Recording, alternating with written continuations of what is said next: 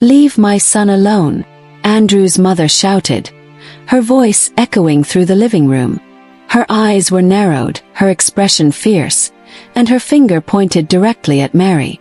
"You have put him under some kind of spell. My son no longer listens to me. He ignores his own mother. All because of you, you silly girl. You think you can just walk into my family and take my son away from me?" Andrew's mother continued, her voice trembling with anger. "I know girls like you. You pretend to be sweet and innocent, but I know the truth. You're a promiscuous witch. You are not welcome in our family. You will never be part of us. My son will not marry you.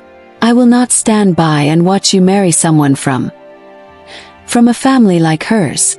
Over my dead body."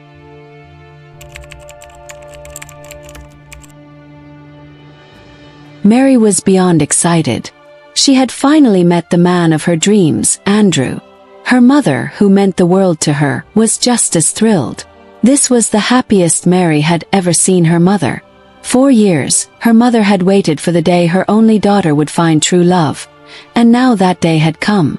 Andrew and Mary had only been together for a few months, but it felt like they had known each other forever. Not long after they started dating, Andrew proposed. Now, a beautiful wedding was on the horizon, and Mary couldn't stop dreaming about the future. One afternoon, Mary was on the phone with Andrew when he mentioned, "My mother's here. She came to visit today." Mary's eyes sparkled with excitement. "Oh, that's wonderful.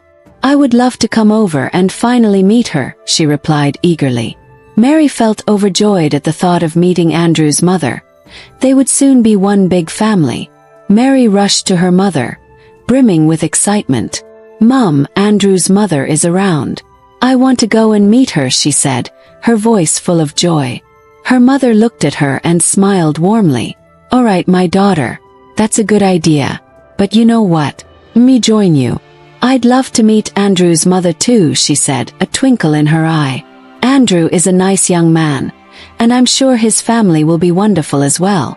Mary hugged her mother with excitement. "Thank you, Mum. This will be perfect."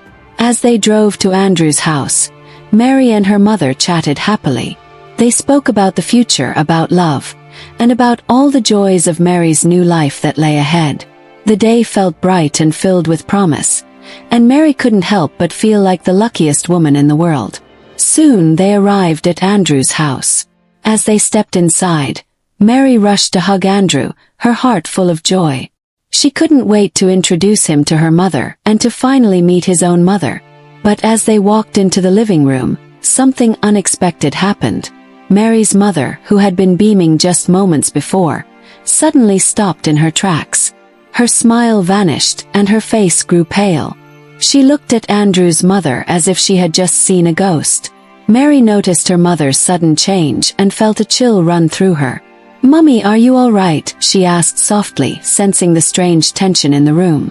Andrew's mother also looked surprised. She stared at Mary's mother with wide eyes, as though she recognized her from somewhere, but not in a good way. Andrew, noticing the strange looks between the two women, stepped closer to his mother. "Mum, what's going on? Do you two know each other?" he asked, his voice full of curiosity. But neither woman responded. Andrew's mother's face turned serious, and Mary's mother's expression grew cold. Without a word, Mary's mother grabbed her purse and turned toward the door.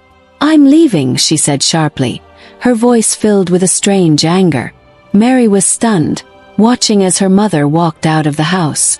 Confused and worried, Mary quickly apologized to Andrew and followed her mother outside. She found her sitting in the car, her face hidden in her hands. "Mummy, what's wrong?" Mary asked, sliding into the passenger seat. "Why did you leave like that?"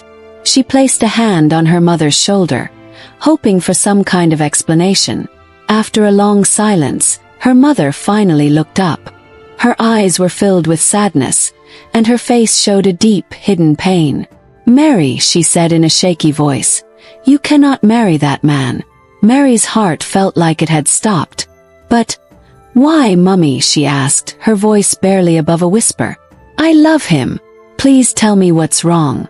Her mother shook her head, tears welling up in her eyes. Mary, just trust me. You cannot marry Andrew. I can't explain it now, but you must believe me. Mary sat back, her heart breaking. Her mother, who had been so supportive of her relationship with Andrew, was suddenly against it without any explanation. The silence between them was heavy as they drove home, Mary's mind racing with questions. What could have happened, she thought to herself. Maybe she doesn't like Andrew's mother. Did something happen in the past between them? Mary's heart was shattered. The joy she had felt just hours ago was now replaced with fear and confusion. She couldn't understand what had changed her mother's heart so suddenly. Her happiness, once so complete, now felt distant and ruined by the mystery surrounding her mother's reaction. When they got home, Mary and her mother sat down in the living room, facing each other. The room was quiet, with only the faint sound of the clock ticking on the wall. Mary could feel her heart pounding as she waited for her mother to explain her sudden, strange reaction. "Mummy," Mary began softly, leaning forward with worry in her eyes. "Please tell me why you left like that. What happened back there? I don't understand." Her mother lowered her head, shaking it slowly. "You wouldn't understand, my daughter. You're so young, so innocent," she murmured, her voice thick with emotion. Mary moved closer, her face filled with worry and confusion. "Understand what, Mummy?" she pleaded. "Please, I'm listening. Just tell me what's going on." Her mother took a deep breath and looked up at her daughter, her eyes filled with pain. "Mary, I love you so much. You know that. I've always wanted the best for you. I raised you all by myself, and I've tried to protect you from anything that could hurt you." She paused, gathering her thoughts. "Marriage is a journey, Mary, a lifetime journey. It's something you must enter with the right person. And I'm telling you now, Andrew is not that person. You cannot marry him." Mary's heart sank. She felt a chill go through her body as she struggled to understand. "But why, Mummy?" she asked, almost whispering. "What is it about Andrew? I love him." Her mother's voice trembled as she spoke. "Mary, the reason you cannot marry Andrew is because his father is Chike." Mary froze. The name sounded familiar, and then, like a lightning bolt, the truth struck her. "Chike," she whispered, her eyes wide in shock. Her mother nodded, her face filled with bitterness and sorrow. "Yes, Chike. You see, many years ago Chike was my lover." Mary's mind raced. She remembered her mother mentioning someone she once loved deeply, a man who had brought her joy and pain. But she had never known all the details, never known the full truth. "But, Mummy," Mary said softly, "you seemed happy with him back then, right?" Her mother's face changed, her sadness turning into anger. "Happy," she repeated, her voice filled with resentment. "Yes, I was happy. I was young and he promised me the world. He told me he would marry me. He gave me gifts, treated me well, and I thought he loved me. But, Mary, all that happiness turned to ashes when I found out the truth." Mary looked at her mother, her heart breaking as she listened. "What truth, Mummy?" she asked, her voice barely a whisper. Her mother's eyes were filled with pain as she continued. "Chike was already married, Mary. He was married to Andrew's mother. He had a wife and a family, and I was just a game to him. Not only that, but he was seeing other women too. 5 other women, all of whom he promised marriage. He lied to us all. When I found out, I was crushed. My whole world fell apart. And do you know what he did when I confronted him?" Mary shook her head, tears filling her eyes. "What did he do, Mummy?" Her mother's voice trembled with anger and hurt. "He disappeared. He stopped calling, stopped visiting. He abandoned me, left me alone to raise you. I later met his wife, Andrew's mother, and some of the other women he deceived. Chike was a wicked man, Mary. He had no heart, no soul. And now, you are telling me you want to marry his son." Mary sat in silence, trying to process everything she had just heard. Her mother's past was a painful story she had never fully known, and now that she knew, her heart ached deeply. She wanted to comfort her mother, but the love she felt for Andrew made it hard to accept what she was hearing. "Mummy," Mary said, her voice shaking, "I'm so sorry you went through all that. I can only imagine the pain you must have felt. But Andrew isn't Chike. He's not his father. Andrew is kind, caring, and he loves me." Her mother looked at her, her face filled with worry. "Mary, a snake doesn't give birth to a dog. Chike was a man without honor, and Andrew is his son. I'm only trying to protect you, to save you from the pain I went through. Please, my dear, end things with Andrew. Don't go down the same path I did. I don't want you to get hurt." Mary's eyes filled with tears. She could see the fear in her mother's eyes, the worry and love. She wanted to obey her mother, but the thought of losing Andrew was like a knife to her heart. "But Mummy," Mary whispered, tears streaming down her face, "I love Andrew. Can't just end things like that. He is different from his father." "I know he is." Her mother shook her head, her face a mixture of sadness and anger. "Mary, I am your mother. I would never lead you astray. If you continue with Andrew, you may find yourself suffering just like I did. I raised you alone, gave you everything, and I don't want you to waste your life on the son of a man who caused me so much pain." Mary sat there, torn between her love for Andrew and her loyalty to her mother. She thought about the difficult life her mother had led, raising her as a single parent, sacrificing so much. She hugged her mother tightly, feeling her pain. Yet, deep down, she felt the love she had for Andrew pulling at her heart.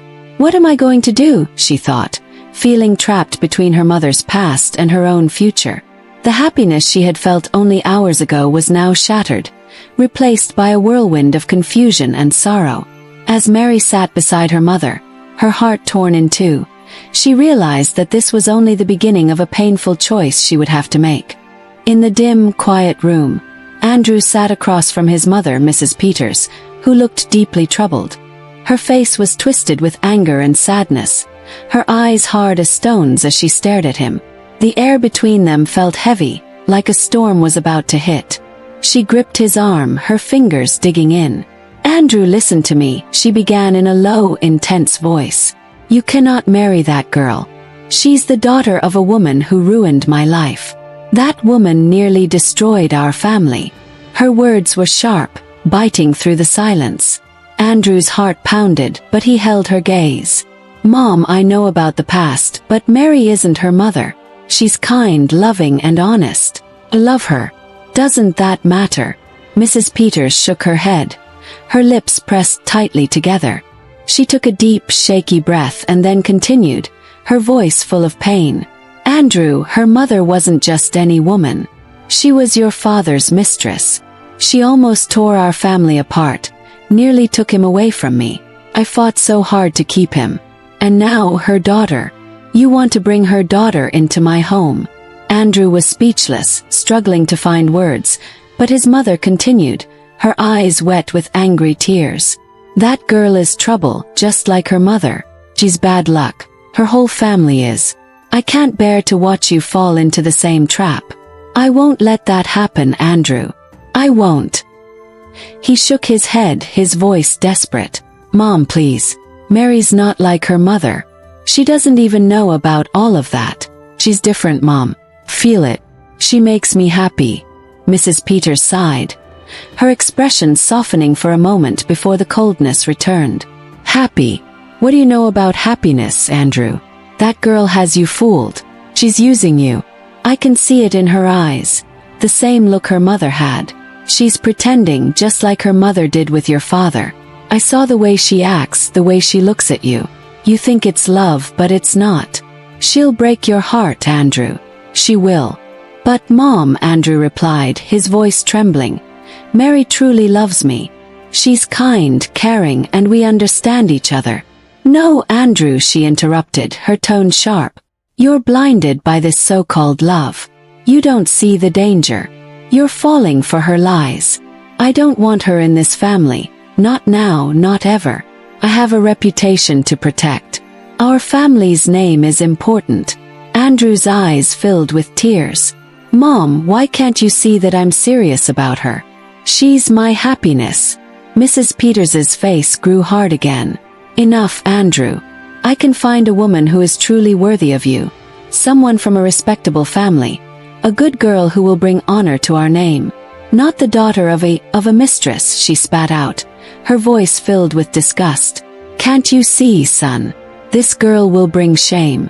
Do you want that? Andrew looked down, torn between his love for Mary and his mother's harsh words. Mom, Mary is not her mother.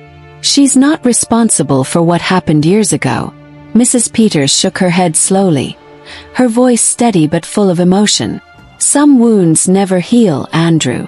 Some scars are too deep. I won't bless this marriage. If your father were here, he'd feel the same. He would never let this happen.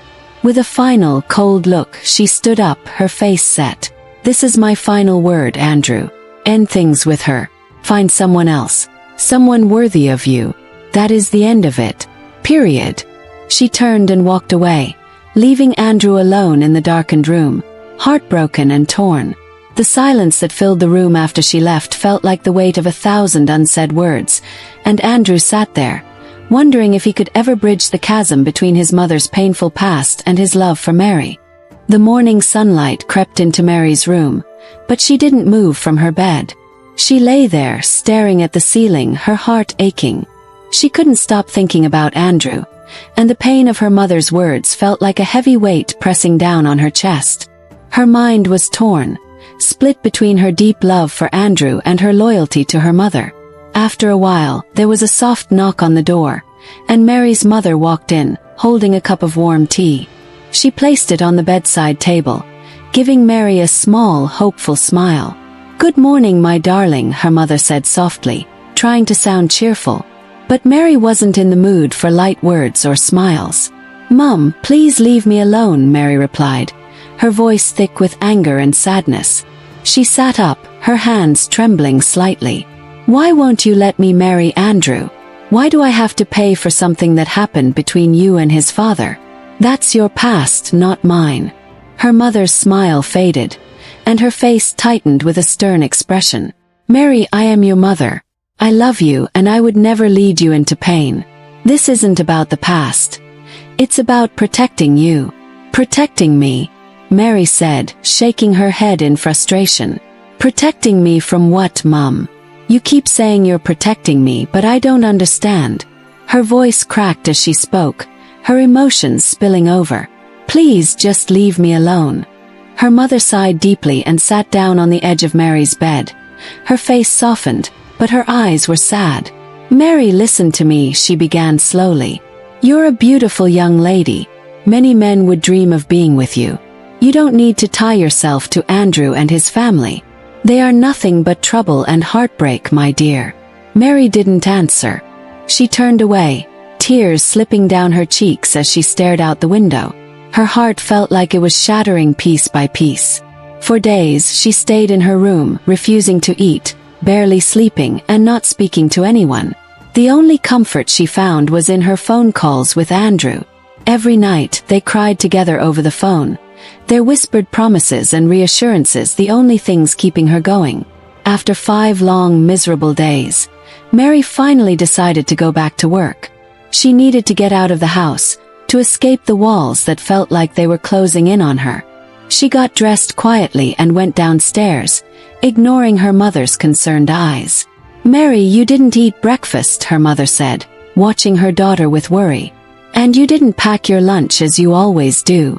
Mary didn't respond. She simply walked out the door, leaving her mother standing there, helpless and heartbroken.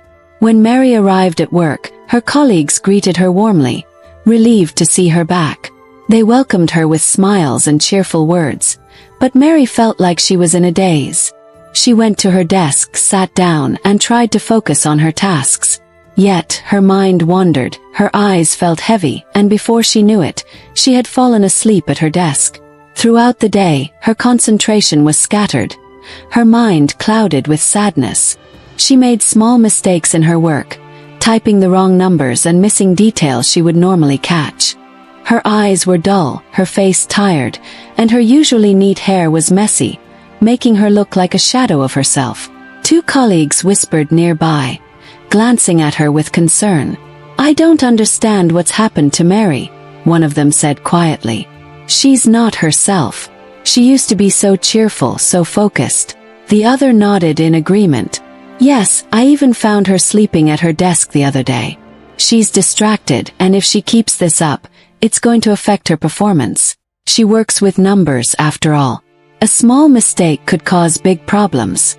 Maybe she's going through something, the first colleague said thoughtfully. But she really should take care of herself before she makes a serious error. Back at home, Mary's mother felt the change too. She noticed how her once happy daughter now came home, went straight to her room, and didn't come out until morning. They no longer had their warm, loving conversations.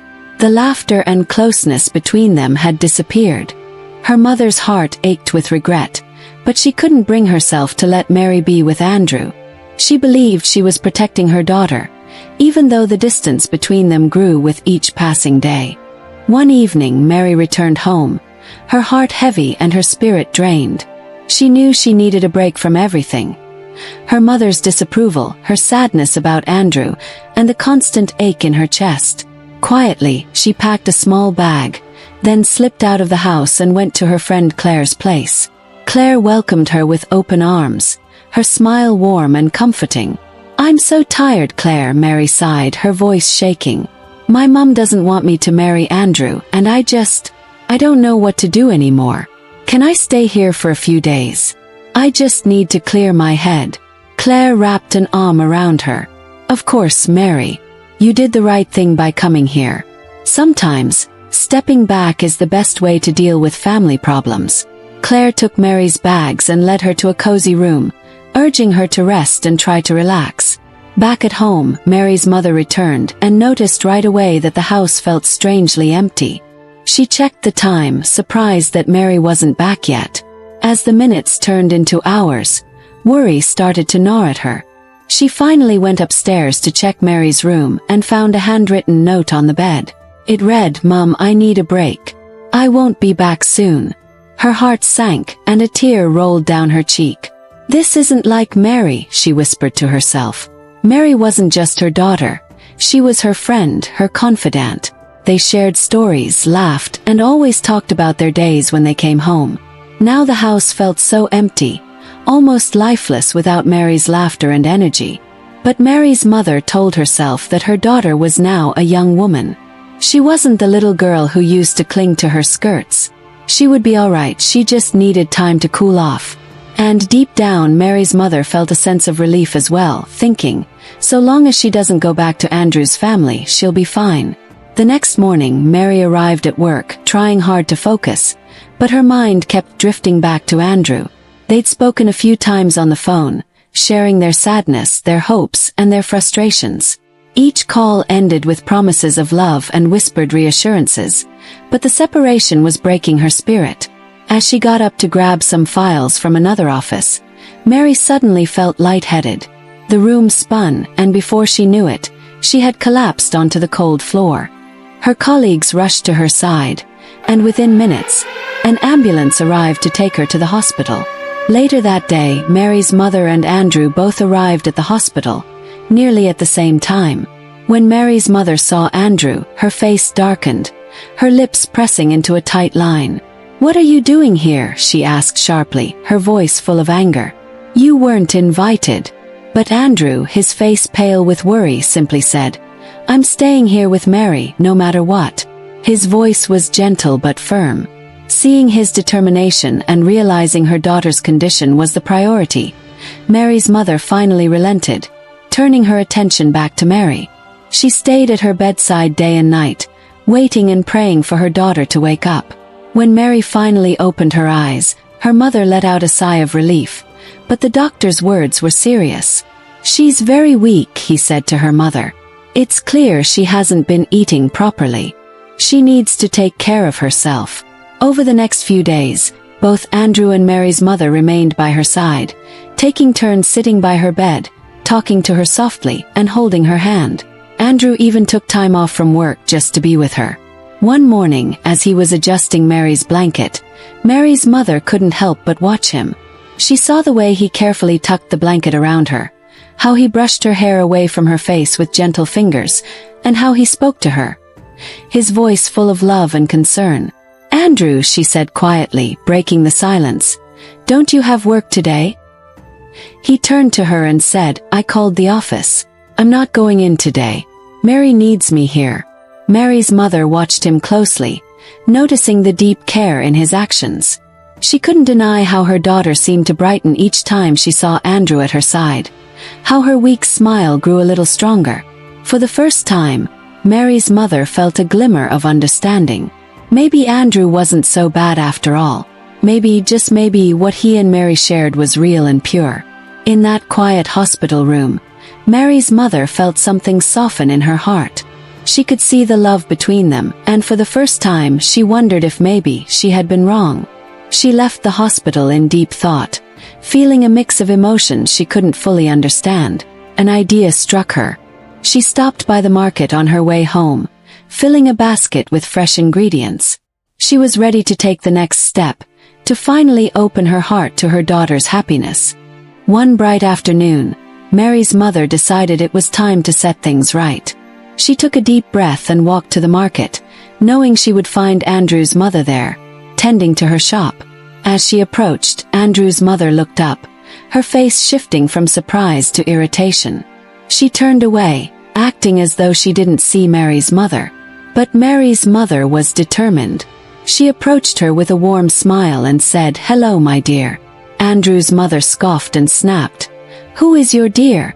I don't remember being friends with you." Mary's mother nodded, acknowledging the hurt in Andrew's mother's voice. "Yes, you," she replied, keeping her tone gentle. "You are my dear and also my in-law. I know this isn't easy, but I came here to apologize." Andrew's mother folded her arms, eyeing her with suspicion. "Apologize? After all these years?" "Yes," Mary's mother said, her voice soft but steady. "I know I caused you pain and I am truly sorry. I didn't know that Chaik, your late husband, was married at the time. I never would have been involved with him if I'd known. I'm not proud of what happened, but it's the past. We both have children who love each other deeply, and we're standing in their way because of old wounds. Let's not let our past mistakes ruin their future." Andrew's mother looked down, her face showing the struggle in her heart. But Mary's mother continued, "I nearly lost my daughter because of this, because I couldn't see beyond my own pain. It's selfish for us to let our anger control their happiness. They deserve a chance."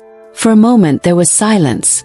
Andrew's mother seemed to be weighing her words, her face softening as she let the message sink in. She finally looked up, and a faint smile crept onto her face. She reached out, placing a hand on Mary's mother's shoulder. "Well said," she murmured. "You know, my son hasn't spoken to me in a long time.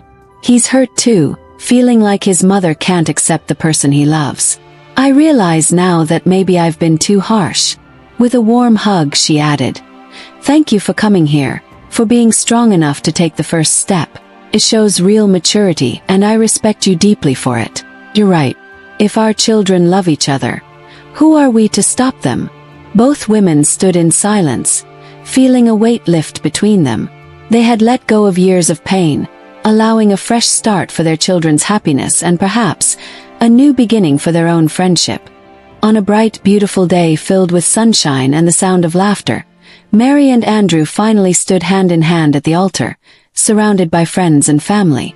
The air was filled with excitement, and soft music played as guests settled in, watching the couple with warm smiles. Both families, once torn apart by grudges and misunderstandings, were now here together, united for the love of their children. Mary's mother and Andrew's mother wore matching, elegant dresses, a symbol of the peace they had finally found. They hugged each other tightly, laughing and chatting like old friends. It was a moment neither of them ever thought they would see. Yet here they were, not only watching their children's wedding but also sharing in the joy of it. As Mary looked into Andrew's eyes, her heart swelled with happiness. It was as if all the pain and struggles had melted away, leaving only pure love and joy. She felt a sense of peace wash over her as she spoke her vows, her voice steady but full of emotion. Andrew, with a big smile and a slight tear in his eye, responded with vows of his own, promising to stand by her side, come what may. Their mothers watched, their eyes shimmering with pride and happiness. They had been through so much, yet the sight of their children's happiness made every difficult moment worth it. They laughed together, whispering how beautiful the ceremony was, how lucky they were to witness such a blessed union. The years of bitterness between them seemed to vanish with each happy tear shed. The reception was a lively celebration, with music, laughter, and dancing. The guests clapped and cheered as Mary and Andrew moved gracefully across the dance floor. The newlyweds were surrounded by love and warmth, their faces glowing as they held each other close. Mary leaned toward Andrew and whispered, "We made it." Her voice was soft, but the joy in it was unmistakable. Andrew smiled, squeezing her hand tightly. "Yes, we did. Together,